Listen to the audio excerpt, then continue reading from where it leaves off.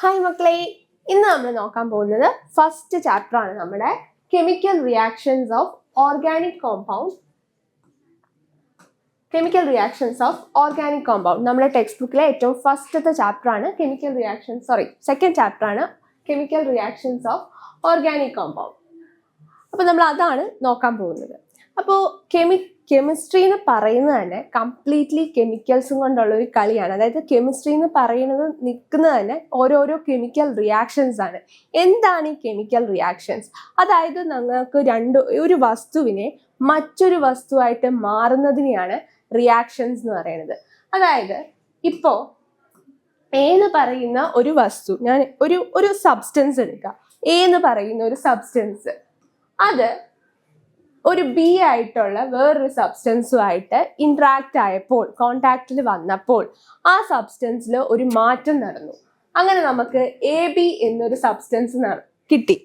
ഇതിനെയാണ് സിംപ്ലി പറയുന്ന chemical reaction. അതായത് രണ്ട് വസ്തുക്കൾ കൂടിച്ചേർന്ന് മറ്റൊരു സബ്സ്റ്റൻസ് ആയിട്ട് വരുന്നതിനെയാണ് കെമിക്കൽ റിയാക്ഷൻ എന്ന് നമ്മൾ റിയാക്ഷൻസ് എന്നുകൊണ്ട് ഉദ്ദേശിക്കുന്നത്. അങ്ങനെയാണെങ്കിൽ എൻ്റെ ഈ പറയുന്ന AB, അതായത് എയും ബിയും ചേർന്നിട്ടാണല്ലോ AB എന്ന് പറയുന്ന ഒരു വസ്തു ഉണ്ടായത്. അപ്പൊ ഞാൻ വന്ന ആദ്യത്തെ ആ രണ്ട് വസ്തുക്കളെ ഞാൻ വിളിച്ച പേരാണ് റിയാക്റ്റൻസ് എന്ന്. എന്താണ്? റിയാക്റ്റൻസ് എന്ന്. അതുപോലെ തന്നെ എനിക്ക് കിട്ടിയ സാധനത്തെ ഞാൻ വിളിച്ച പേരാണ് പ്രോഡക്റ്റ് എന്ന്. അതായത് നമ്മൾ മുന്നോട്ട് ഇങ്ങനെ പോകുമ്പോൾ, അതായത് നമ്മളിങ്ങനെ ചുറ്റും ഒന്ന് എടുത്ത് നോക്കിക്കഴിഞ്ഞ് കഴിഞ്ഞാൽ നമുക്ക് കുറേ കാര്യങ്ങൾ കാണാൻ പറ്റും. ഫോർ എക്സാമ്പിൾ, നിങ്ങളുടെ സൈഡിലേക്കൂടെ പോകുമ്പോൾ റോഡ് സൈഡിലോ അല്ലെങ്കിൽ കുറെ കരിയിലകളൊക്കെ കൂട്ടിയിട്ട് കത്തിക്കാറുണ്ട്, അല്ലെങ്കിൽ സ്റ്റൗ കത്തിക്കാറുണ്ട്. അങ്ങനെ ഈ കത്തിക്കുന്നതിന്, അതായത് സ്റ്റൗ ആയാലും എന്തായാലും ആ കത്തിക്കുന്നില്ല, ഇപ്പൊ വിറക് കൂട്ടിയിട്ട് കത്തിക്കുന്നത്, അതൊരു കെമിക്കൽ റിയാക്ഷൻ ആണ്. അതുപോലെ ചെടികൾ, നിങ്ങൾ ബയോളജി പഠിച്ചിട്ടുണ്ടാവുമല്ലോ, കുഞ്ഞു ക്ലാസ്സിൽ തൊട്ട് നടക്കുന്നതാണ്. ചെടികൾ സ്വന്തമായിട്ട് സൂര്യപ്രകാശവും അതുപോലെ വെള്ളവും കൂട്ടിച്ചേർന്ന് അവർക്കുണ്ടാക്കുന്ന ആ ഫുഡിനെ, അതിനെ വിളിച്ച പേരാണ് നമ്മൾ ഫോട്ടോസിന്തസിസ്. കാർബൺ ഡൈ ഓക്സൈഡും വാട്ടറും സൺലൈറ്റിന്റെ പ്രസൻസിൽ ചെടികൾ ഫുഡ് ഉണ്ടാക്കുന്നതിന് നമ്മൾ വിളിച്ചതാണ് ഫോട്ടോസിന്തസിസ്. ഇതും ഒരു കെമിക്കൽ റിയാക്ഷൻ ആണ്. അതുപോലെ നമ്മൾ ഫുഡ് കഴിച്ചിട്ട്, അതായത് നമ്മൾ പുറത്തുനിന്നുള്ള നമുക്ക് ഭക്ഷണം നമ്മൾ കഴിച്ചിട്ട്, അതിപ്പോൾ ഇഷ്ടമുള്ള ഒരു ബിരിയാണി ഞാൻ കഴിച്ചു, അല്ലെങ്കിൽ ഞാനൊരു സമൂസ കഴിച്ചു, ഒരു സ്നാക്ക് കഴിച്ചു, ആ സാധനം നമ്മുടെ വയറ്റിൽ പോയി എന്താ പറയുക, ദഹിക്കണം എന്ന് പറയും. സോ സപ്പോസ് നമ്മൾ എന്തെങ്കിലും കഴിച്ചിട്ട് നമുക്ക് അത് ശരിയായില്ലെങ്കിൽ നമ്മൾ എന്ത് ചെയ്യും? വൊമിറ്റ് ചെയ്ത് കളയും. അപ്പോൾ അപ്പം നമ്മൾ പറയുന്നുണ്ട് ദഹിച്ചിട്ടില്ല, ദഹനക്കേടാണ് പ്രശ്നം. അല്ലെങ്കിൽ സമയം വൈകി, വീട്ടുകാരിൽ പറയും സമയത്തിന് ആഹാരം കഴിക്കും നിങ്ങൾ, അല്ലെങ്കിൽ രാത്രിയൊക്കെ തോന്നിയ നേരത്ത് കഴിക്കാതിരിക്കുക, ദഹനക്കേട് ഉണ്ടാവുന്നു. ഈ ദഹനം എന്ന് പറയുന്നത് എന്താ? ഡൈജഷനാണ്.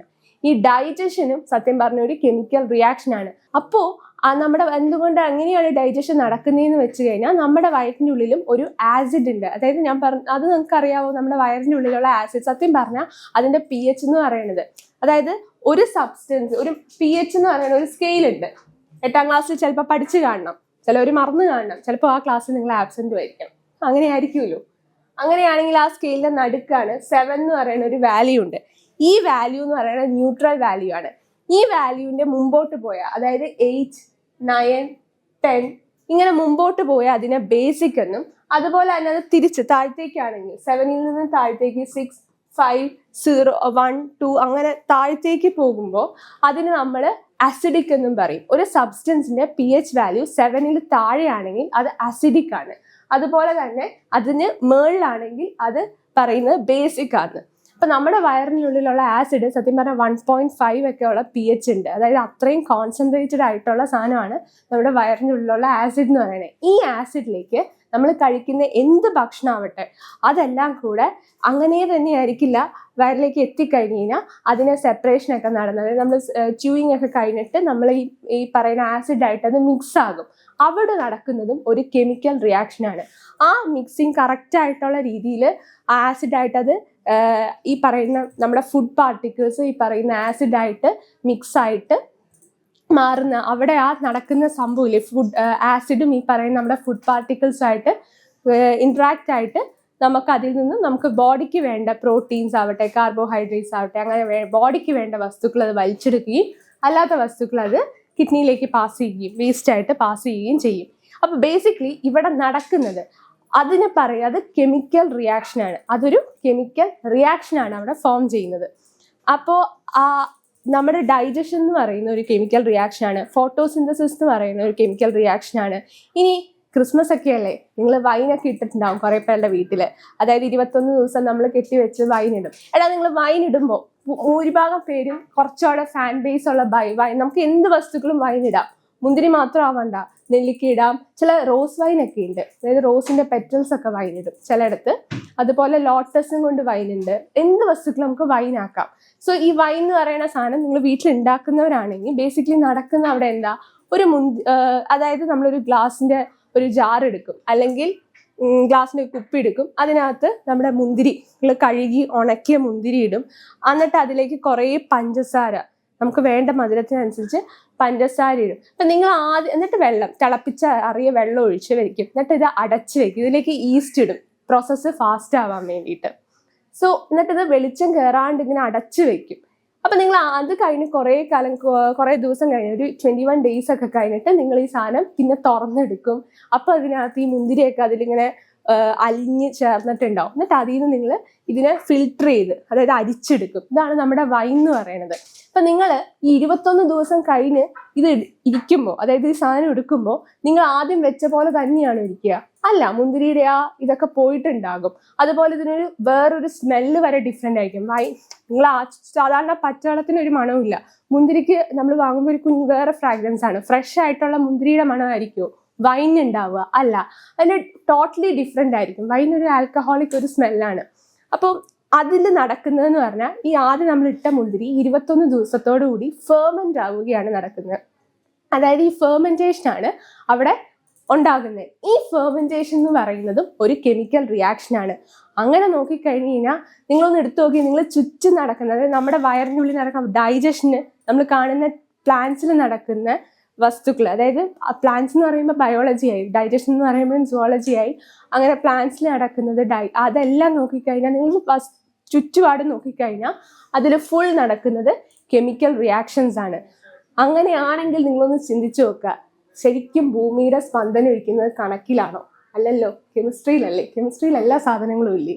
അപ്പോൾ കെമിസ്ട്രിയാണ് സ്പന്ദനം ഉള്ള സാധനം എന്ന് പറയേണ്ടത്. അത് മാറ്റണം. ചാക്കോമിഷന്റെ ഡയലോഗ് നമ്മൾ മാറ്റേണ്ടതുണ്ട്. അങ്ങനെയാണെങ്കിൽ ഈ പറയുന്ന കെമിക്കൽ റിയാക്ഷൻസ് ഞാൻ പറഞ്ഞ പോലെ എടുക്കുകയാണെങ്കിൽ, ഞാൻ പറഞ്ഞു ചുറ്റുപാട് നടക്കുന്ന കെമിക്കൽ റിയാക്ഷൻ ആണ്. ഇങ്ങനെ ഒരു വസ്തുക്കളിൽ നിന്ന് ഞാൻ കുറച്ചു മുമ്പ് പറഞ്ഞ പോലെ മറ്റൊരു വസ്തുക്കളിലുള്ള കൺവേർഷനെയാണ് നമ്മൾ കെമിക്കൽ റിയാക്ഷൻസ് എന്ന് പറയുന്നത്. ഇവിടെ നമ്മൾ ഒത്തിരി കെമിക്കൽ റിയാക്ഷൻസ് ഉണ്ട്. നമുക്കിതെല്ലാം പഠിക്കാൻ പോസിബിൾ അല്ല. നമുക്ക് ഇവിടെ നോക്കേണ്ടതെന്ന് പറഞ്ഞാൽ chemical reactions of organic compounds ആണ്. ഓർഗാനിക് കോമ്പൗണ്ട്സിന്റെ ഇടയിൽ നടക്കുന്ന കെമിക്കൽ റിയാക്ഷൻസിനെയാണ് നമ്മൾ ഇവിടെ ഫോക്കസ് ചെയ്യുന്നത്. എന്താണ് ഈ ഓർഗാനിക് കോമ്പൗണ്ട്സ്? അതൊന്നുമല്ല, കാർബൺ ആയിട്ട്, അതായത് കാർബൺ ബേസ്ഡ് കോമ്പൗണ്ട്സിനെയാണ് ഓർഗാനിക് കോമ്പൗണ്ട്സ് എന്ന് പറയുന്നത്. അതായത് നമ്മുടെ നാച്ചുറലി കാർബൺ എന്ന് പറയുന്ന സാധനത്തിന് നമ്മൾ ഫസ്റ്റ് ചാപ്റ്ററിൽ തന്നെ ഞാൻ പറഞ്ഞു, കാർബൺ എന്ന് പറയുന്ന സംഭവങ്ങൾ നമ്മൾ ഫസ്റ്റ് ചാപ്റ്ററിൽ നോമൻക്ലേച്ചറിൽ കാർബൺ കോമ്പൗണ്ട്സിന്റെ പേരിടാനൊക്കെയാണ് പഠിച്ചത്. അപ്പോൾ കാർബൺ എന്ന് പറയുന്ന സാധനത്തിന് ഭയങ്കര ഇമ്പോർട്ടൻസ് ഉണ്ട്. ഈ ഓർഗാനിക് കെമിസ്ട്രിയുടെ ബേസ് തന്നെ ഇരിക്കുന്ന കാർബണിലാണ്. കാർബണെയാണ് നമ്മൾ സയന്റിസ്റ്റുകൾ കുറെ ഫോക്കസ് ചെയ്തേക്കുന്നത്. അപ്പോൾ അങ്ങനെ ബേസ്ഡ് ആയിട്ടുള്ള കാർബൺ ബേസ്ഡ് കോമ്പൗണ്ട്സിനെയാണ് നമ്മൾ ഓർഗാനിക് കോമ്പൗണ്ട്സ് എന്ന് പറയുന്നത്. ആൻഡ് അവർ തമ്മിൽ ഓർഗാനിക് കോമ്പൗണ്ട്സ് നടക്കുന്ന ഇമ്പോർട്ടൻ്റ് ആയിട്ടുള്ള കെമിക്കൽ റിയാക്ഷൻസ് ആണ് നമ്മൾ ഈ ചാപ്റ്ററിൽ കാണാൻ പോകുന്നത്. ഓർഗാനിക് കോമ്പൗണ്ട്സിൽ നടക്കുന്ന ഇമ്പോർട്ടൻ്റ് ആയിട്ടുള്ള കെമിക്കൽ റിയാക്ഷൻസ് ഒരു 4 എണ്ണം നിങ്ങളുടെ സിലബസിൽ പഠിക്കാനുള്ളതുണ്ട്. അത് നമുക്ക് എന്തൊക്കെയാണെന്നൊന്ന് നോക്കാം. അതായത് മൊത്തം നിങ്ങൾക്ക് ഈ സിലബസിൽ 5 ഓർഗാനിക് റിയാക്ഷൻസ്, കെമിക്കൽ റിയാക്ഷൻസ് നിങ്ങൾക്ക് പഠിക്കാനുണ്ട്. ആദ്യത്തെയാണ് സബ്സ്റ്റിറ്റ്യൂഷൻ റിയാക്ഷൻ, രണ്ടാമത്തത് addition reaction, 3 combustion, 4 thermal cracking, 5 polymerization. ഇവ ഓരോന്നും ഡീറ്റെയിൽ ആയിട്ട് നമ്മൾ ഇതിൽ എന്തൊക്കെയാണെന്ന് കാണും. ഈ സബ്സ്റ്റിറ്റ്യൂഷൻ റിയാക്ഷനും ഇതിനകത്ത് ഞാൻ ഇപ്പോൾ ഇവിടെ പറയാൻ പോകും. നമുക്ക് ആദ്യത്തെ സബ്സ്റ്റിറ്റ്യൂഷൻ റിയാക്ഷനും അഡീഷൻ റിയാക്ഷനും നോക്കാം. അത് കഴിഞ്ഞിട്ട് ബാക്കി എല്ലാവരെയും നമുക്ക് പതിയെ പതിയെ എടുത്ത് കാണാം. അപ്പോൾ ഇതിൽ ആദ്യത്തെ ആളായ സബ്സ്റ്റിറ്റ്യൂഷൻ റിയാക്ഷൻ ആണ് ഞാൻ ഇനി പറയാൻ പോകുന്നത്. എന്താണ് ഈ പറയുന്ന സബ്സ്റ്റിറ്റ്യൂഷൻ റിയാക്ഷൻ. അതാണ് നിങ്ങളോട് പറയുന്നത്. എടാ, നിങ്ങൾ ഫുട്ബോളൊക്കെ കാണാറുണ്ടാവും അല്ലേ? ഒരു സീസണൊക്കെ വരുമ്പോൾ എല്ലാവരും ടി വിയുടെ ഫ്രണ്ടിലായിരിക്കും. പ്രത്യേകിച്ച് ആമ്പിള്ളേർക്ക് വേറെ വെള്ളവും ഫുഡും കിട്ടിയില്ലെങ്കിലും വേണ്ടില്ല, അവർക്ക് ഫുട്ബോൾ കണ്ടാൽ മതി എന്നായിരിക്കും. ഞാനും കുറച്ച് കാണാറുണ്ട്. ഓക്കെ, എന്നാലും ഈ ഫുട്ബോളിൽ, അല്ലെങ്കിൽ ഫുട്ബോൾ തന്നെ ആവണമെന്നില്ല, ഇപ്പം ബാസ്കറ്റ് ബോൾ ആകാം, ഹോക്കി ആകാം, ഇതിലൊരു സബ്സ്റ്റിറ്റ്യൂഷൻ നടക്കുക എന്ന് പറയും. അതെന്താ സംഭവം നടക്കുന്നതെന്ന് വെച്ച് കഴിഞ്ഞാൽ, ഒരു പ്ലെയറിനെ സബ്സ്റ്റിറ്റ്യൂട്ട് വരുന്നു എന്ന് പറഞ്ഞു കഴിഞ്ഞാൽ ഫീൽഡിൽ കളിച്ചുകൊണ്ടിരിക്കുന്ന ഒരു പ്ലെയർ ഇൻ കേസ് എന്തെങ്കിലും പറ്റി, അല്ലെങ്കിൽ അയാളുടെ പെർഫോമൻസ് ലോ ആയി, അല്ലെങ്കിൽ കുറച്ചുകൂടെ കളി മോശമാവുന്നു, നമ്മൾ എക്സ്പെക്ട് ചെയ്യുന്നേക്കാളും ടീം ഒന്ന് താഴത്തേക്ക് പോവുകയാണ്, അല്ലെങ്കിൽ ടീം ഓപ്പോണൻസ് കുറച്ച് സ്ട്രോങ്ങർ ആണ്, ഒരു സ്ട്രോങ്ങർ കളിക്കാരനെ ഗ്രൗണ്ടിലേക്ക് ഇറക്കണം, അങ്ങനെ വരുന്ന സാഹചര്യത്തിൽ ഫീൽഡിൽ കളിച്ചുകൊണ്ടിരിക്കുന്ന ഒരു പ്ലെയർ തിരിച്ചു കയറി ആ സ്ഥാനത്തേക്ക് മറ്റൊരു പ്ലെയർ വരും. ഈ മറ്റൊരു പ്ലെയറിനെയാണ് നമ്മൾ സബ്സ്റ്റിറ്റ്യൂട്ട് എന്ന് വിളിക്കുന്നത്. സെയിം തിങ് ആണ് മക്കളെ ഇവിടെ നടക്കുന്ന സബ്സ്റ്റിറ്റ്യൂഷൻ റിയാക്ഷനിൽ നടക്കുന്നത്. ഇവിടെ എന്ന് പറഞ്ഞു കഴിഞ്ഞാൽ രണ്ട് കോമ്പൗണ്ട് തമ്മിൽ റിയാക്ട് ആകുമ്പോൾ ആദ്യത്തെ കോമ്പൗണ്ടിന് ഞാൻ ഏന്ന് എടുക്കാം. ഏന്റെ കോമ്പൗണ്ടിൽ ഒരു ബ്രാഞ്ച്, മീൻസ് കോമ്പൗണ്ട് എന്ന് പറഞ്ഞാൽ പരസ്പരം മോളിക്യൂൾസുകൾ നമ്മൾ ലിങ്ക് ചെയ്തിട്ടുള്ള ചേർന്നിട്ടാണ് ഒരു കോമ്പൗണ്ട് ഉണ്ടാകുന്നത്. അപ്പൊ എ എന്ന് പറയുന്ന കോമ്പൗണ്ടിലുള്ള ഏതെങ്കിലും ഒരു മോളിക്യൂൾ അല്ലെങ്കിൽ ഒരു ആറ്റം മാറി ആ സ്ഥാനത്ത് ബി എന്ന് പറയുന്ന ഒരു റിയാക്ടന്റെ ആറ്റം കയറിയിരിക്കുന്നതിനെയാണ് സബ്സ്റ്റിറ്റ്യൂഷൻ റിയാക്ഷൻ എന്ന് പറയുന്നത്. ഒരാൾ മാറി അതിലേക്ക് മറ്റൊരാൾ കയറിയിരിക്കുന്നതാണ് സബ്സ്റ്റിറ്റ്യൂഷൻ റിയാക്ഷൻ എന്ന് പറയുന്നത്. നമുക്കൊരു എക്സാമ്പിൾ കണ്ടു നോക്കാം.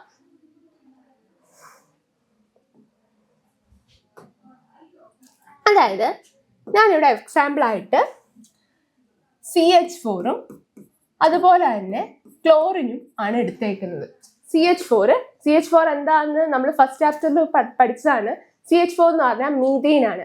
സോ മീതെയിനും ക്ലോറിനും ആണ് ഞാൻ എടുത്തേക്കുന്നത്. ഇവിടെ ഞാൻ ഒന്ന് എക്സ്പാൻഡ് ചെയ്ത് എഴുതാം. CH4 എന്ന് പറഞ്ഞു കഴിഞ്ഞാൽ ഇതാണ് CH4 അല്ലേടാ. ആൻഡ് ക്ലോറിൻ ആണ്, ഇവിടെ 2 ക്ലോറിൻ ഉണ്ട്. അപ്പോൾ ക്ലോറിനും ഒരു ക്ലോറിനും. ഓക്കെ, ഇതാണ് നമ്മളുടെ CH4 മീതെയിനും അതുപോലെ തന്നെ നമ്മുടെ ക്ലോറിനും. നമ്മളിവിടെ നോക്കാൻ പോകുന്ന സബ്സ്റ്റിറ്റ്യൂഷൻ എങ്ങനെ ഇവർക്കിടയിൽ നടക്കുന്നു എന്നാണ്. അപ്പോൾ ബേസിക്കലി ഒരു റിയാക്ഷൻ നടക്കുമ്പോൾ, ഇവർ തമ്മിൽ ഒരു ഇൻട്രാക്ഷൻ വരുമ്പോൾ ഇതിനകത്തുള്ള ക്ലോറിൻ്റെ ഈ ബോണ്ടും, അതായത് ക്ലോറിൻ തമ്മിൽ ഒരു കണക്ട് ചെയ്തേക്കണ ഈ ബോണ്ട് ഉണ്ടല്ലോ, ഈ ബോണ്ട് ക്ലോറിൻ തമ്മിൽ കണക്ട് ആയിരിക്കുന്ന ഈ ബോണ്ട് ക്രാക്ക് ആവും. അതായത് ഞാൻ അതിനെയാണ് ഇങ്ങനെ ലൈൻ വരച്ചേക്കണ റെഡ് കളറും കൊണ്ട് ഇങ്ങനെ എടുത്തേക്കണത് ക്രാക്ക് ആയതാണ്. അതുപോലെ തന്നെ ഈ പറയുന്ന CH4 ഈ ഏതെങ്കിലും ഒരു ഹൈഡ്രജന്റെ ബോണ്ടായിട്ട്, കാർബണും ഹൈഡ്രജനും തമ്മിലുള്ള ഏതെങ്കിലും ഒരു ബോണ്ടായിട്ട് അതും ക്രാക്കായി മാറും, അതും ക്രാക്ക് ആവും. എന്നിട്ട് അപ്പൊ എന്താ ഉണ്ടാവും, ഇയാളും ഈ ബോണ്ടുകളാണ് ഇവരെ തമ്മിൽ ഇങ്ങനെ ലിങ്ക് ചെയ്ത് നിർത്തുന്നത്. സോ ഇവിടെയാണെങ്കിൽ മീഥെയിന്റെ കാര്യത്തിൽ ഒരു ഹൈഡ്രജൻ അവിടെ ഫ്രീ ആവുകയും ക്ലോറിന്റെ കാര്യത്തിൽ ആ നടുക്കുള്ള ബോണ്ട് പൊട്ടിയപ്പോൾ 2 ക്ലോറിനും ഫ്രീ ആവുകയും ചെയ്തു. അപ്പോൾ ഇതിനകത്ത് ഒരു ക്ലോറിൻ ഈ ഹൈഡ്രജനിലേക്ക് വന്ന് ഇവിടെ വന്ന് കയറും, കാർബൺ ആയിട്ട് കണക്ട് ആവും. അതേപോലെ ഈ ഹൈഡ്രജൻ ഈ ക്ലോറിന്റെ അടുത്തും വന്ന് കയറും. അപ്പൊ നമുക്ക് കിട്ടുന്നതെന്ന് പറഞ്ഞു കഴിഞ്ഞാൽ സെയിം, ബാക്കിയുള്ളതൊക്കെ സെയിം CH3 ഇട്ടും ഈ ക്ലോറിൻ വന്ന് ഈ പറയുന്ന ഹൈഡ്രജന്റെ അവിടെ വന്ന് കയറും. അപ്പൊ അവിടെ നമുക്ക് Cl എന്ന് കിട്ടും. അതേപോലെ തന്നെ നമുക്ക് ഈ H ചുമ്മാ ഇരിക്കില്ല. H എന്ത് ചെയ്തു, എൻ്റെ സ്ഥലം നീ എടുത്തു കഴിഞ്ഞാൽ ഞാൻ നിന്റെ സ്ഥാനം എടുക്കും എന്ന് പറയണ പോലെ H വന്ന് ഈ ക്ലോറിന്റെ അകത്തും കയറും. അങ്ങനെ നമുക്ക് HCl കിട്ടും. അപ്പൊ നമുക്ക് കിട്ടിയേക്കുന്ന പ്രോഡക്റ്റ് എന്ന് പറഞ്ഞു കഴിഞ്ഞാൽ ഇവിടെ കിട്ടിയേക്കുന്നത് CH3Cl അതുപോലെ തന്നെ HCl ആണ് നമുക്ക് ഇവിടെ കിട്ടിയേക്കുന്നത്. HCl ഒരു ആസിഡ് ആണ്. ഓക്കെ, CH3Cl HCl ആണ് കിട്ടിയിരിക്കുന്നത്. അപ്പോൾ CH3Cl എന്ന് പറഞ്ഞാൽ മീഥൈൽ ക്ലോറൈഡ് ആണ്. മീഥൈൽ ക്ലോറൈഡും അതുപോലെ തന്നെ ഹൈഡ്രോക്ലോറിക് ആസിഡും ആണ് നമുക്കിവിടെ പ്രൊഡക്ട്സ് ആയിട്ട് കിട്ടിയിരിക്കുന്നത്. ഇതുപോലെ ഇവിടെ കൊണ്ട് ഇത് തീരുന്നില്ല. പിന്നെയും ഈ പറയുന്ന ഈ CH3Cl വീണ്ടും ഒരു ക്ലോറിനായിട്ട്,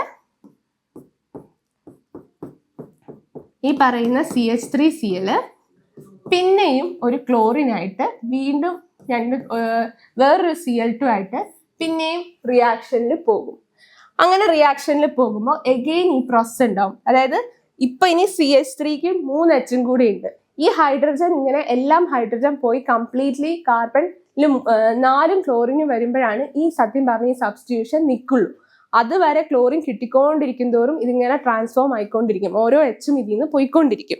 അപ്പൊ ഈ പറയുന്ന CH3 വീണ്ടും എഗെയിൻ ഇവിടെ ഹൈഡ്രജനും കാർബണും തമ്മിലൊരു ബോണ്ട് ഉണ്ടല്ലോ. ഈ ഹൈഡ്രജൻ നമുക്ക് വേണമെങ്കിൽ ഇത് ഇഷ്ടമുള്ളത് എടുക്കാം കേട്ടോ. ഇപ്പൊ ഈ ഹൈഡ്രജന്റെ ബോണ്ട് ബ്രേക്ക് ചെയ്യും. അങ്ങനെ എനിക്ക് വീണ്ടും CH2, അതായത് 2 ഹൈഡ്രജൻ ബാക്കി 2 ക്ലോറിൻ, അതുപോലെ തന്നെ അവിടെയും HCl കിട്ടും. അപ്പൊ CH2Cl ആണ് എനിക്ക് പിന്നെ കിട്ടുന്നത്. ഇത് വീണ്ടും പോകും. അത് അഗെയിൻ എനിക്ക് പിന്നെയും ഒരു ഹൈഡ്രജൻ ഇവിടെ കട്ടാകും. അതായത് ഈ CH2Cl പിന്നെയും ഒരു ക്ലോറിനായിട്ട് വീണ്ടും ഇൻട്രാക്ഷൻ വരും. അപ്പൊ എനിക്ക് എന്ത് കിട്ടും? ഞാൻ ഇനി ഇങ്ങനെ എക്സ്പാൻഡ് ചെയ്ത് എഴുതുന്നില്ല, ചുരുക്കി എഴുതാം. CH2Cl പിന്നെ CH2Cl2 നമ്മൾ പിന്നെയും ക്ലോറിനായിട്ട് Cl2 ആയിട്ട് റിയാക്ട് ചെയ്ത് എനിക്ക് CH3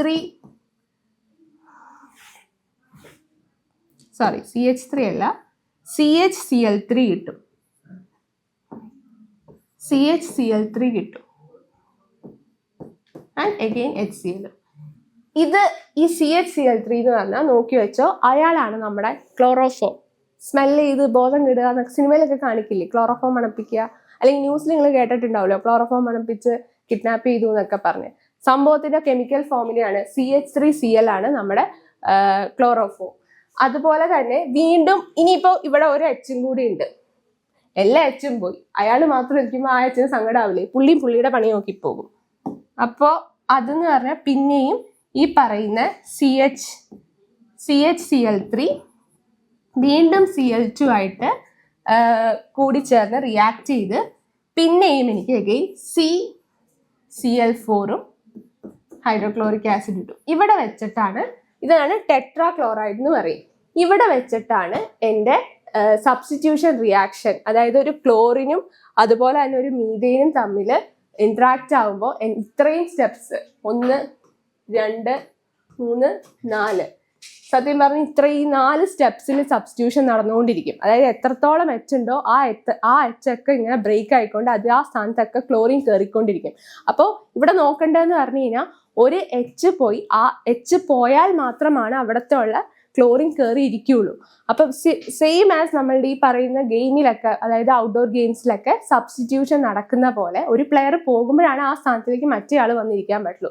നമ്മൾ നിങ്ങൾ 9th സ്റ്റാൻഡേർഡിൽ നിങ്ങൾ ഡിസ്പ്ലേസ്മെന്റ് റിയാക്ഷൻ പഠിച്ചില്ലേ? അതൊരു തരത്തിൽ പറഞ്ഞാൽ ഇതുപോലെ തന്നെ ഉള്ള ഒരു സബ്സ്റ്റിറ്റ്യൂഷൻ റിയാക്ഷനാണ്. പക്ഷെ അവിടെ റിയാക്റ്റീവ് സീരീസിൽ മെറ്റൽസ് തമ്മിലാണ് നടക്കുന്നതെന്ന് മാത്രം.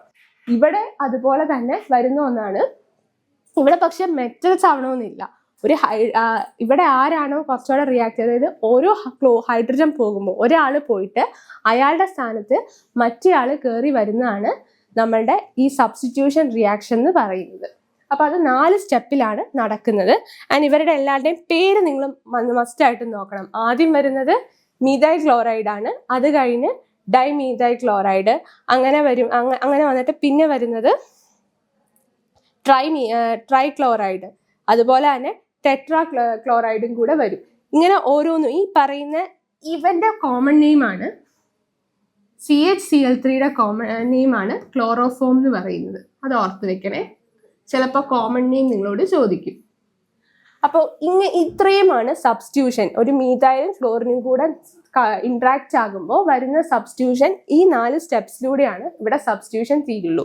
ഇനി ഇവിടെ ക്ലോറിൻ വന്നു കഴിഞ്ഞാൽ കാർബണിന്റെ പക്കൽ ഹൈഡ്രജൻ ഒന്നുമില്ല. സോ അവിടെ ഇനി അങ്ങോട്ട് മുമ്പോട്ട് സബ്സ്റ്റിറ്റ്യൂഷൻ നടക്കുകയില്ല. ഇത്രയും ക്ലിയർ അല്ലേ? ഇതാണ് നമ്മുടെ സബ്സ്റ്റിറ്റ്യൂഷൻ റിയാക്ഷൻ എന്ന് നിങ്ങൾക്ക് പഠിക്കാനുള്ളത്. ഓക്കെ, അപ്പൊ നമ്മൾ സബ്സ്റ്റിറ്റ്യൂഷൻ റിയാക്ഷൻ എന്താണെന്നും അത് എല്ലാം ക്ലിയർ ആയല്ലോ. ഇങ്ങനൊരു 2 ബോണ്ടുകൾ തമ്മിൽ, അതായത് 2 കോമ്പൗണ്ടിന്റെയും 2 ആറ്റംസ് തമ്മിൽ അങ്ങോട്ടും ഇങ്ങോട്ടും ഇന്റർചേഞ്ച് ചെയ്യുക. അതായത് ഒരാൾ പോയിട്ട് ആ സ്ഥാനത്ത് മറ്റേ ആൾ സബ്സ്റ്റിറ്റ്യൂട്ട് ആയി വരുന്നതിനെയാണ് നമ്മൾ സബ്സ്റ്റിറ്റ്യൂഷൻ റിയാക്ഷൻ എന്ന് പറഞ്ഞത് അല്ലേ? അപ്പോൾ അതിൻ്റെ ഒരു എക്സാമ്പിളാണ് ഞാൻ ഈ കാണിച്ച മീഥേനും ക്ലോറിനും തമ്മിൽ. അത് 4 സ്റ്റെപ്പായിട്ടാണ് നടക്കുന്നത്. എളുപ്പമാണ്, ഓരോ സ്റ്റെപ്പിലും ഓരോ ഹൈഡ്രജൻ വീതം കളഞ്ഞാൽ മതി. പിന്നെ അതിനകത്ത് ആ പറയുന്ന നിങ്ങളുടെ CHCl3 ക്ലോറോഫോം ഒന്ന് അങ്ങനത്തെ ആ നിങ്ങൾക്ക് കിട്ടുന്ന ഓരോ ആൾക്കാരെയും നിങ്ങൾ അത് ആ പ്രൊഡക്റ്റ് മാത്രം നിങ്ങൾ എഴുതി വെക്കണം. അതായത് എക്സാമുകൾക്ക് നിങ്ങൾക്ക് പ്രൊഡക്റ്റ് കിട്ടുമ്പോൾ ആ 4 സ്റ്റെപ്പിലും വരുന്ന ആൾക്കാരെ നിങ്ങൾ എഴുതി വെക്കണം. നമുക്ക് വലിയ സിമ്പിളായ കാര്യം, കാരണം ഫസ്റ്റ് ചാപ്റ്റർ നിങ്ങൾ എല്ലാവരും അരച്ചു വിലക്കി കുടിച്ചിട്ടുണ്ടാവുമല്ലോ. അപ്പോൾ നിങ്ങൾക്ക് എളുപ്പത്തിൽ എഴുതിയെടുക്കാനും പറ്റും. ഇനി ഇത് ഞാൻ ഒരു കാര്യം കൂടി ഇതിനകത്ത് പറയണം. ഞാൻ സിമ്പിളായിട്ട് പറഞ്ഞാണ്, ഈ റിയാക്ഷൻസിൽ ചുമ്മാ ഒരു മീഥേനും ക്ലോറിനും കണ്ണിൽ ഇങ്ങനെ നോക്കിക്കൊണ്ട് നിൽക്കുമ്പോഴല്ല നമുക്ക് CH3Cl ഒക്കെ കിട്ടുന്നത്. ഇവർ തമ്മിൽ അതായത് ഒരു ക്ലോറിനും അതുപോലെ തന്നെ കുറച്ച് ക്ലോറിനും CH3Cl കൂടെ കൊണ്ട് വെച്ച് കഴിഞ്ഞാൽ റിയാക്ഷൻ നടക്കില്ല. അവർ ഇങ്ങനെ വഴി കൂടെ പോയി ഒരു ക്ലോറിനെ കണ്ടു, കൂടെ വാ, അങ്ങനെയല്ല. അപ്പോൾ എന്താ നടക്കുന്നതെന്ന് വെച്ചാൽ ഇവർക്ക് ഈ റിയാക്ഷൻ നടക്കണമെങ്കിൽ ഇത് നടക്കുന്നത് പ്രസൻസ് ഓഫ് സൺലൈറ്റിലാണ്. അപ്പൊ നിങ്ങൾ ഈ ആരോയുടെ മേലിൽ സൺലൈറ്റ് എന്ന് എഴുതി കൊടുക്കണം. എന്താണ്? സൺലൈറ്റിന്റെ പ്രസൻസിലാണ് ഈ റിയാക്ഷൻ നടക്കുന്നത്. അതായത് ഒരു മീഥേനും അതുപോലെ തന്നെ ക്ലോറിനും അത് നിങ്ങൾക്ക് കിട്ടുന്ന പ്രൊഡക്റ്റിലേക്ക് ആകാൻ വേണ്ടിയിട്ട് ഒരു സൺലൈറ്റിന്റെ ഓരോ സ്റ്റെപ്പിലും സൺലൈറ്റിന്റെ പ്രസൻസ് വേണം. സൺലൈറ്റിന്റെ പ്രസൻസിലാണ് ഇതിങ്ങനെ നടക്കുന്നത്, ഇങ്ങനെ മാറി മാറി പോകുന്നത്.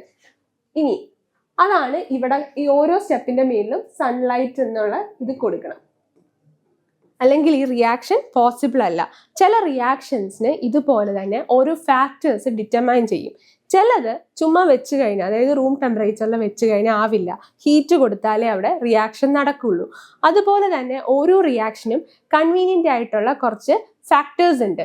എന്നാൽ മാത്രം, അതായത് ഈവൻ റിയാക്റ്റൻ്റ് മാത്രം ഉണ്ടായാൽ പോരാ, ഒരു റിയാക്ഷൻ അത് ഓർഗാനിക് ആവട്ടെ ഇനോർഗാനിക് ആവട്ടെ എന്ത് ടൈപ്പിലുള്ള കെമിക്കൽ റിയാക്ഷൻ, ഒരു കെമിക്കൽ റിയാക്ഷൻ നടക്കണമെങ്കിൽ അതിന് കൺവീനിയൻ്റ് ആയിട്ടുള്ള ഒരു സറൗണ്ടിങ് വേണം.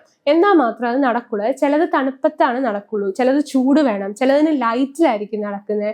അപ്പം അങ്ങനത്തെ കാര്യങ്ങൾ വേണം. സോ അങ്ങനത്തെ കാര്യങ്ങൾ എന്തിൻ്റെ പ്രസൻസിലാണ് ഈ റിയാക്ഷൻ നടക്കുന്നത്, അല്ലെങ്കിൽ ഈ റിയാക്റ്റൻ്റ് തമ്മിൽ ഇൻട്രാക്ട് ആവുന്നതെന്നുള്ളത് നമ്മളെപ്പോഴും ഗിവ്സ് എന്നുള്ളത്, അതായത് ആദ്യം എഴുതുന്നത് നമ്മളുടെ റിയാക്റ്റൻസ് ആയിരിക്കും, അത് കഴിഞ്ഞ് എഴുതുന്നത് പ്രോഡക്റ്റ് ആയിരിക്കും. അത് രണ്ടും ഇൻട്രാക്ട് ചെയ്ത് നമുക്ക് കിട്ടുന്ന ഫൈനൽ റിസൾട്ടാണ് ഈ പ്രൊഡക്റ്റ് എന്ന് പറയുന്നത്.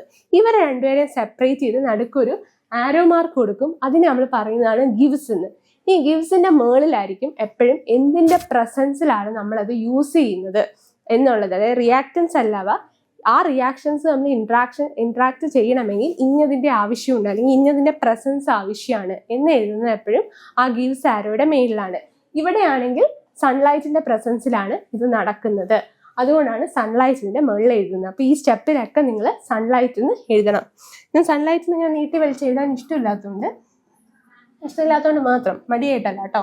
അതുകൊണ്ട് ഞാനിങ്ങനെ S.L ഇട്ടിട്ടുണ്ട്. പക്ഷെ പരീക്ഷയ്ക്ക് നിങ്ങൾ ആരും ഇത് അനുകരിക്കരുത്. S.L ഇട്ട് അങ്ങനെ പേപ്പർ വെട്ടിക്കളയും. സോ നിങ്ങൾ സൺലൈറ്റ് തന്നെ എഴുതിക്കൊള്ളണം. എനിക്ക് പിന്നെ എന്തു ആവാലോ, അങ്ങനെ സൺലൈറ്റ് എന്ന് പറഞ്ഞ് എഴുതി. ഇനി അടുത്തത് നമ്മൾ നെക്സ്റ്റ് റിയാക്ഷൻ എടുക്കാം. അതാണ് നമ്മുടെ അഡീഷൻ റിയാക്ഷൻ. അതായത് നമ്മൾ രണ്ടാമത് പറഞ്ഞ ഓർഗാനിക് റിയാക്ഷനാണ് നമ്മുടെ അഡീഷൻ റിയാക്ഷൻ എന്ന് പറയുന്നത്. ഇനി നമ്മൾ കാണാൻ പോകുന്നത് അഡീഷൻ റിയാക്ഷൻ ആണ്. എങ്ങനെയാണ് അഡീഷൻ റിയാക്ഷൻ പോസിബിൾ ആവുന്നത് എന്നാണ് നോക്കുന്നത്. അതായത് നമ്മുടെ രണ്ടാമത്തെ റിയാക്ഷൻ ആണ് അഡീഷൻ. ഒരു ഇമ്പോർട്ടൻറ്റ് റിയാക്ഷൻ ആണ് അഡീഷൻ റിയാക്ഷൻ. ഇതിനകത്ത് എന്താന്ന് വെച്ച് കഴിഞ്ഞാൽ അവിടെ സബ്സ്റ്റിറ്റ്യൂഷൻ ആണ്. സബ്സ്റ്റിറ്റ്യൂഷൻ എന്ന് പറയുമ്പോൾ സബ്ട്രാക്ട് എന്ന് ഓർത്താൽ മതി. കുഞ്ഞി ക്ലാസ്സിൽ പഠിച്ചിട്ടുണ്ടല്ലോ പ്ലസും മൈനസ് ഒക്കെ, അതാണ് സബ്ട്രാക്ട്. അപ്പൊ സബ്ട്രാക്ട് ചെയ്യാൻ പഠിച്ചാൽ മതി. സബ്സ്റ്റിറ്റ്യൂഷൻ ഒരാളെ ഒഴിവാക്കുക, ഒരു കോമ്പൗണ്ടിന്റെ ഒരു ആറ്റത്തെ ഒഴിവാക്കൽ, അതാണ് സബ്സ്റ്റിറ്റ്യൂഷനിൽ നടക്കണമെങ്കിൽ. ഇവിടെ അഡീഷൻ പേരിൽ തന്നെയുണ്ട്, ഒരാളെ ആഡ് ആക്കുകയാണ് അഡീഷൻ റിയാക്ഷനിലുള്ളത്. അഡീഷൻ ആഡ് ആക്കുക.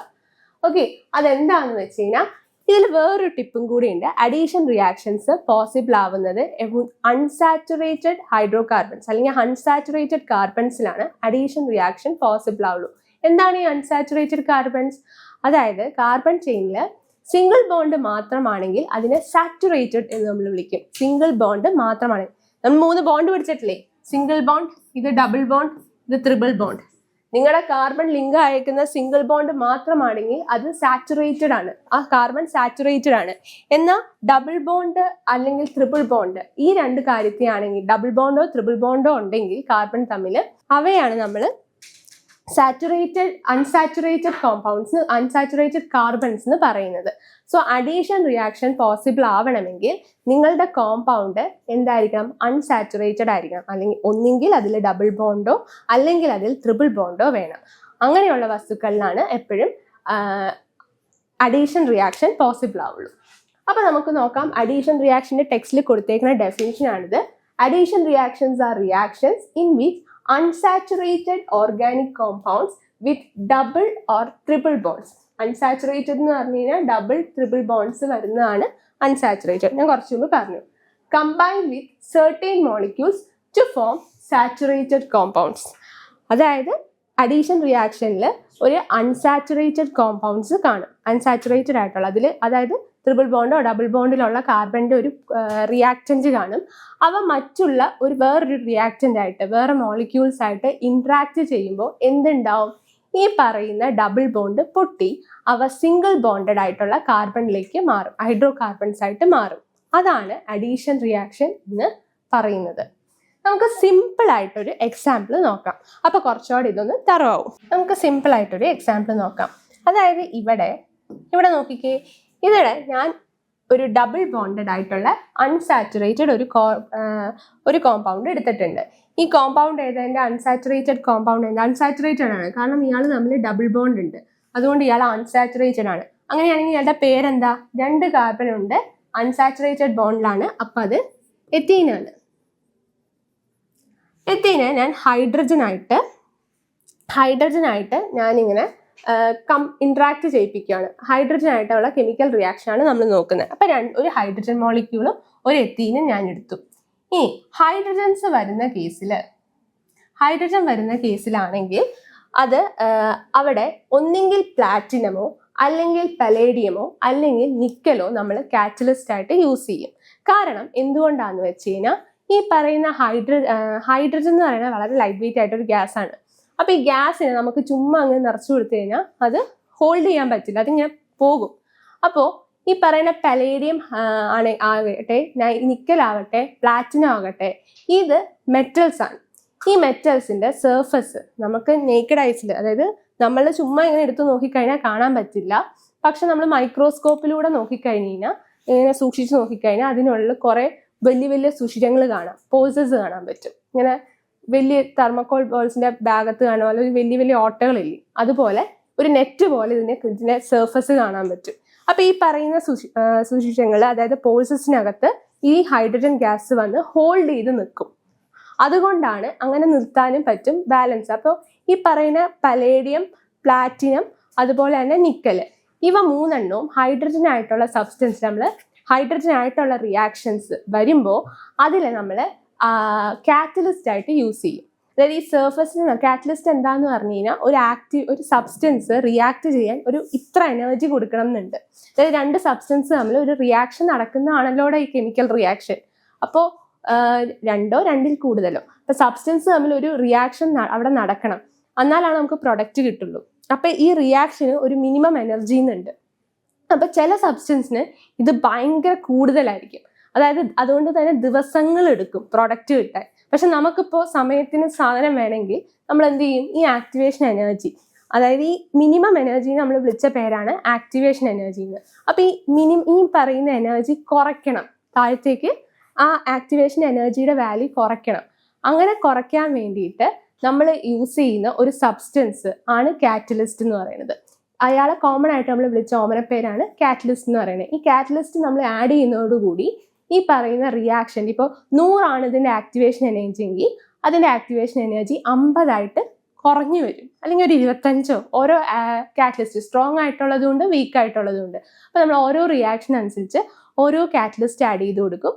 അപ്പോൾ അതിനനുസരിച്ച് ആ റിയാക്ഷന്റെ ആക്ടിവേഷൻ എനർജി താഴത്തേക്ക് കുറഞ്ഞു വരും. അതായത് റിയാക്ഷൻ പെട്ടെന്ന് നടക്കും, സ്പീഡ് കൂട്ടും. അതാണ് ഓർത്താൽ മതി. കാറ്റലിസ്റ്റ് ആഡ് ചെയ്യുമ്പോൾ കുറേ ദിവസം എടുത്ത് നടക്കുന്ന റിയാക്ഷൻ സ്പീഡ് കൂട്ടും, സ്പീഡിൽ നടക്കാൻ വേണ്ടിയിട്ട് ഹെൽപ്പ് ചെയ്യും. അതിനു വേണ്ടി നമ്മൾ യൂസ് ചെയ്യുന്ന സാധനമാണ് കാറ്റലിസ്റ്റ് എന്ന് പറയുന്നത്. ഹൈഡ്രജന്റെ കേസിലാണെങ്കിൽ നിക്കല്, പ്ലാറ്റിനം, പലേഡിയം, ഈ 3ൽ ഏതെങ്കിലും ഒന്നായിരിക്കും കാറ്റലിസ്റ്റ് ആയിട്ട് നമ്മൾ യൂസ് ചെയ്യുന്നത്.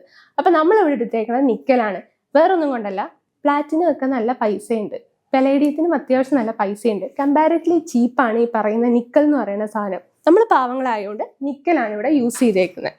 അപ്പോൾ പക്ഷെ ഹൈലി നമുക്ക് വേണ്ട സാധനങ്ങൾ പ്യൂരിഫൈഡ് ആയിട്ട് വേണമെങ്കിൽ പ്ലാറ്റിനം ഒക്കെ യൂസ് ചെയ്യും. സോ നിക്കൽ ഇവിടെ ആക്ട് ചെയ്യുന്നത് എന്തായിട്ടാണ്? കാറ്റലിസ്റ്റ് ആയിട്ടാണ് ആക്ട് ചെയ്യുന്നത്. അപ്പോൾ നമ്മളുടെ ഇവിടെ ഇങ്ങനെ നടക്കുമ്പോൾ അഡീഷൻ റിയാക്ഷനിൽ എന്താ നടക്കണേ? ഈ പറയുന്ന കാർബണും തമ്മിലുള്ള ഡബിൾ ബോണ്ട് മാറി അത് സിംഗിൾ ബോണ്ടായിട്ട് മാറും. എന്താണ്? സിംഗിൾ ബോണ്ടായിട്ട്, അതായത് സാച്ചുറേറ്റഡ് കോമ്പൗണ്ട് ആയിട്ട് മാറും. അങ്ങനെ ഓൾറെഡി ഇതിന് 2 H ഉണ്ട് അല്ലേ? ആൻഡ് ഇത് സിംഗിൾ ബോണ്ടായിട്ട് മാറും. നമ്മളുടെ ഒരു ബോണ്ട് പോയി. അപ്പോൾ ഒരു ബോണ്ട് പോകുമ്പോൾ ആ ബോണ്ട് ഈ പറയുന്ന 2 കാർബണിനും ഇപ്പൊ ഫ്രീ ആയിട്ട് 2 ബോണ്ട് കിട്ടിയിട്ടുണ്ട്. അതായത് അവർ തമ്മിൽ ഇന്ററാക്ട് ചെയ്ത ബോണ്ട് അങ്ങ് ബ്രേക്ക് ആയി. ഇപ്പൊ ഇവർക്ക് 2 പേർക്കും ഞാനിങ്ങനെ കൂടിയിരിക്കുക, അപ്പൊ എൻ്റെ കൈ അങ്ങ് പിടിച്ചു കളഞ്ഞു. അപ്പൊ ഞാൻ എൻ്റെ കൈ രണ്ടും ഫ്രീ ആയി. ഇവിടെയും വന്ന് ഒരാൾക്ക് കണക്ട് ആവാം, ഇവിടെയും വന്ന് കണക്ട് ആവാം. അപ്പൊ ഈ പറയുന്ന ഹൈഡ്രജൻ ഈ പുള്ളി എന്ത് ചെയ്യും? ഈ ഫ്രീ ആയിട്ട് കിടക്കുന്ന കാർബണിലേക്ക് വന്ന് ഈ ഫ്രീ ആയിട്ട് കിടക്കുന്ന 2 കാർബണിലുള്ള ബോണ്ടിലേക്കും വന്ന് കണക്ട് ആകും. അപ്പൊ എന്താ? ഹൈഡ്രജൻ ഇവിടെ ആഡ് ആവുകയാണ് ചെയ്തത്. So this is example of addition reaction. അങ്ങനെ നമുക്ക് എന്ത് ചെയ്ത് എത്തീനീന്ന് മീഥെയ്ൻ നമുക്ക് കിട്ടും. എന്താണ്? മീഥെയ്ൻ നമുക്ക് കിട്ടും. ഇത് നിക്കലിന്റെ പ്രസൻസിൽ ആണ് ചെയ്യുന്നത്. നിക്കൽ ഇവിടെ കാറ്റലിസ്റ്റ് ആണ്. എന്താണ്? കാറ്റലിസ്റ്റ് ആണ്. കാറ്റലിസ്റ്റ് എന്താണെന്നൊന്നും നിങ്ങളോട് ചോദിക്കില്ല. പക്ഷെ നിക്കലിന് ഇതിന്റെ പ്രസൻസിൽ നമ്മൾ നിക്കലിന് മുകളിൽ എഴുതണം. ചില ടീച്ചേഴ്സിന് എന്താണെന്ന് അറിയില്ല, ചെറിയ കാര്യങ്ങളൊക്കെ മതി മാർക്കുകളെ, അതുകൊണ്ടാണ്. അപ്പോൾ നിക്കലിന് എഴുതുക. ഫുൾ മാർക്ക് വേണമെങ്കിൽ മാത്രം നിക്കലിന് എഴുതിയാൽ മതി, അല്ലെങ്കിൽ എഴുതണമെന്നില്ല. ഓക്കെ, അങ്ങനെ എഴുതുക. അപ്പൊ ഇതാണ് അഡീഷൻ റിയാക്ഷന്റെ എക്സാമ്പിൾ.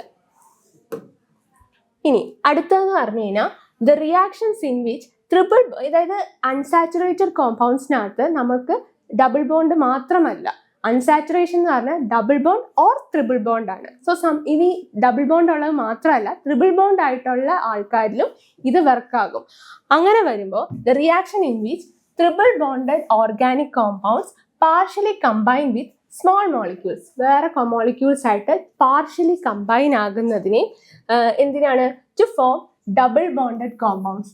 പാർഷ്യലി ഇങ്ങനെ കമ്പൈൻ ആയിട്ട് ഡബിൾ ബോണ്ടഡ് മോളിക്യൂൾസിൽ ഫോം ആകുന്നതിനെയും ഒരു അഡീഷൻ റിയാക്ഷൻ ആയിട്ട് തന്നെ കണക്കാക്കും. അതായത് ഡബിൾ ബോണ്ടഡ് ആണെങ്കിൽ അത് മാറി പൊട്ടി സിംഗിൾ ബോണ്ട് ആകും.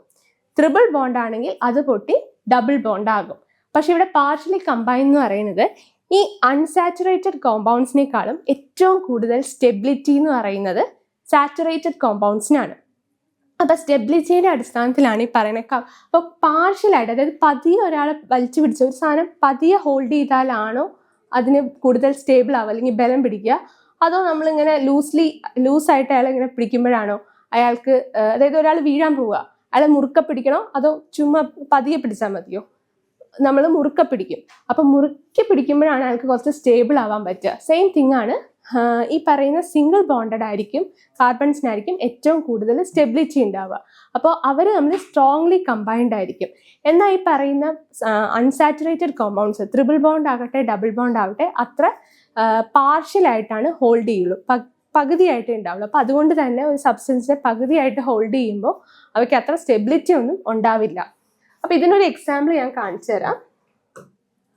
അതായത് ഇവിടെ ഞാൻ കണ്ടോ ട്രിപ്പിൾ ബോണ്ടാണ് കാണിച്ചേക്കുന്നത്. കാർബണും തമ്മിൽ ട്രിപ്പിൾ ബോണ്ടാണ്. എഗെയിൻ ഞാനൊരു ഹൈഡ്രജൻ ഇവിടെ ആഡ് ചെയ്ത് കൊടുക്കുകയാണ്. നമുക്ക് കിട്ടുന്ന സബ്സ്റ്റൻസ് എന്ന് പറഞ്ഞാൽ ഇവിടെ ഡബിൾ ബോണ്ട് പൊട്ടി ആവേശത്തിൽ സിംഗിൾ ബോണ്ട് ആക്കി കളയരുത്, തെറ്റിപ്പോകും. ഒരു ബോണ്ട് പൊട്ടിച്ചാൽ മതി. ഒരു ബോണ്ട് പൊട്ടി അവിടെ എന്താകും? കാർബണും ഡബിൾ ബോണ്ട് ആവും. ഒരാൾ പൊട്ടിപ്പോയി. എന്നിട്ട് ഓൾറെഡി ഇവിടെ ഉള്ള എച്ച് ഇട്ട് കൊടുക്കുക. അതിനൊന്നും നഷ്ടമില്ലല്ലോ, എച്ച് ഇട്ട് കൊടുക്കുക. പിന്നെ ഹൈഡ്രജൻ ഉണ്ട്. ആ ഹൈഡ്രജനെ ഇവിടെ വന്ന് പിന്നെയും ആഡ് ചെയ്ത് കൊടുക്കുക. അതായത് നമ്മളുടെ രണ്ടാമത്തെ റിയാക്ഷൻ ഈ പറയുന്ന ഹൈഡ്രജൻ എക്സ്ട്രാ നമ്മൾ ആഡ് ചെയ്ത് കൊടുക്കുക. അപ്പൊ ഈ ഹൈഡ്രജൻ നമ്മൾ ഈ 2 കാർബണിലേക്ക് ആഡ് ചെയ്ത് കൊടുക്കുക. അപ്പൊ നമുക്ക് എത്തീൻ കിട്ടും. അതായത് എത്തൈൻ ആയിരുന്നു. ട്രിപ്പിൾ ബോണ്ട് വന്ന YNE ആണ്. അത് നമ്മൾ ഹൈഡ്രജൻ ആഡ് ചെയ്തു. അപ്പൊ അങ്ങനെ വന്നപ്പോൾ ആ ഹൈഡ്രജൻ ആഡ് ആയപ്പോൾ ആ ട്രിപ്പിൾ ബോണ്ട് മാറി കാർബണിന്റെയും അവിടെ ഡബിൾ ബോണ്ടായി. ഇതാണ് ഞാൻ നെക്സ്റ്റ് പറഞ്ഞതിന്റെ ഒരു എക്സാമ്പിൾ എന്ന് പറയുന്നത്. ഇങ്ങനെ ആഡ് ആകുന്ന ഒരു കോമ്പൗണ്ട് ആഡ് ആവുന്നതിനെയാണ് നമ്മൾ അഡീഷൻ റിയാക്ഷൻ എന്ന് വിളിച്ചത്. അങ്ങനെ ഈ 2 റിയാക്ഷൻസും ക്ലിയർ ആണോ? ഇനി ബാക്കിയുള്ള സെഷനിൽ നമുക്ക് അടുത്ത റിയാക്ഷൻസ് കാണാം. അതായത് പോളിമറൈസേഷൻ, തെർമൽ ക്രാക്കിംഗ്, കണ്ടൻസേഷൻ, ഇതൊക്കെ നമുക്ക് പുറകെ കാണാം. ഇത്രയും ക്ലിയർ ആയി എന്ന് വിചാരിക്കുന്നു. താങ്ക്